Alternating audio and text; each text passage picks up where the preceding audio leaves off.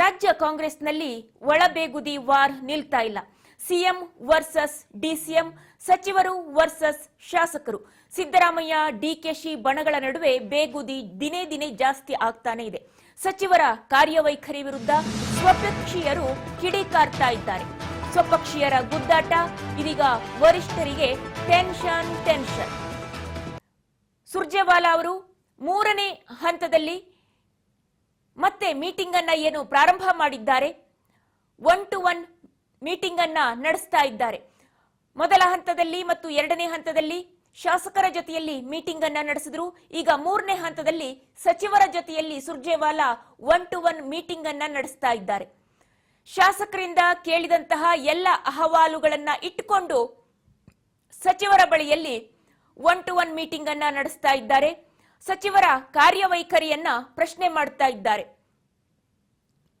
ಹಾಗಾಗಿ ಈಗ ಸ್ವಪಕ್ಷೀಯರ ಗುದ್ದಾಟ ಇದೆಯಲ್ಲ, ಅದು ವರಿಷ್ಠರಿಗೆ ಟೆನ್ಷನ್ ತಂದಿಟ್ಟಿದೆ.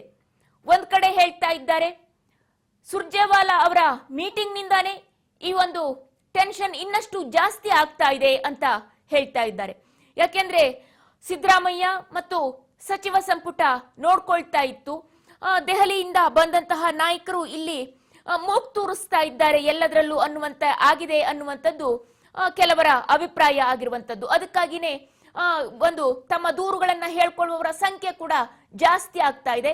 ಇಲ್ಲದೆ ಹೋದ್ರೆ ನೇರವಾಗಿ ಮುಖ್ಯಮಂತ್ರಿಗಳ ಬಳಿಯೋ ಅಥವಾ ಸಚಿವರ ಬಳಿಯೋ ಹೇಳ್ಕೊಳ್ತಾ ಇದ್ರು, ಒಂದು ದಿನ ಸಿಗದೆ ಹೋದ್ರು ಮತ್ತೊಂದು ದಿನ ಸಿಗ್ತಾ ಇದ್ರು. ಈ ರೀತಿಯಾಗಿ ಮಾತನಾಡ್ತಾ ಇದ್ದಾರೆ.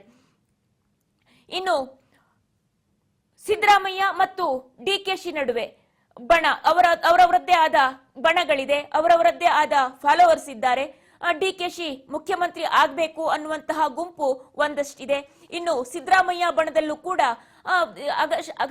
ಸೆಪ್ಟೆಂಬರ್ ನಲ್ಲಿ ಕ್ರಾಂತಿ ಆಗ್ಬಿಡುತ್ತೆ ಅನ್ನುವಂತಹ ಅವರ ಅನುಯಾಯಿಗಳು ಕೂಡ ಇದ್ದಾರೆ. ಹೀಗಿರುವಾಗ ಸುರ್ಜೇವಾಲಾ ಅವರ ಮೀಟಿಂಗು ಮತ್ತು ಸಚಿವರಿಗೆ ಈಗ ಕ್ಲಾಸ್ ಅನ್ನ ತೆಗೆದುಕೊಳ್ತಾ ಇರುವಂತದ್ದು ಪರಿಸ್ಥಿತಿಯನ್ನ ಮತ್ತಷ್ಟು ಉದ್ವಿಗ್ನಗೊಳಿಸುವಂತೆ ಮಾಡಿದೆ. ಯಾಕೆಂದ್ರೆ ಸುರ್ಜೇವಾಲಾ ಅವರ ಜೊತೆಯಲ್ಲಿ ಮಾತಾಡಿ ಬಂದಂತವರು ಅವರ ಸಮ್ಮುಖದಲ್ಲಿ ಉತ್ತರಗಳನ್ನ ಕೊಟ್ಟರು ಕೂಡ ಸ್ವಲ್ಪ ನಮ್ಯವಾಗಿ ಮಾತನಾಡಿದ್ರು ಕೂಡ ಹೊರಗಡೆ ಬರ್ತಿದ್ದಂಗೆ ಮಾಧ್ಯಮದವರೊಂದಿಗೆ ಒಂದ್ ರೀತಿಯಲ್ಲಿ ಎಲ್ಲ ಸರಿ ಇದೆ ಅಂತ ಹೇಳಿದ್ರು ಕೂಡ ಮತ್ತೆ ತಮ್ಮ ನಾಯಕರ ಬಳಿಗೆ ಹೋಗಿ, ಡಿಕೆಶಿ ಆಗಿರ್ಬಹುದು ಅಥವಾ ಸಿದ್ದರಾಮಯ್ಯ ಅವರು ಆಗಿರ್ಬಹುದು, ಅವರ ಬಳಿಗೆ ಹೋಗಿ ತಮ್ಮ ಎಲ್ಲ ದೂರುಗಳನ್ನ ಅಲ್ಲಿ ಬಿಚ್ಚಿಡ್ತಾ ಇದ್ದಾರೆ. ಹಾಗಾಗಿ ಬಣ ಬಡಿದಾಟ ಮತ್ತಷ್ಟು ಜಾಸ್ತಿ ಆಗ್ತಾ ಇದೆ.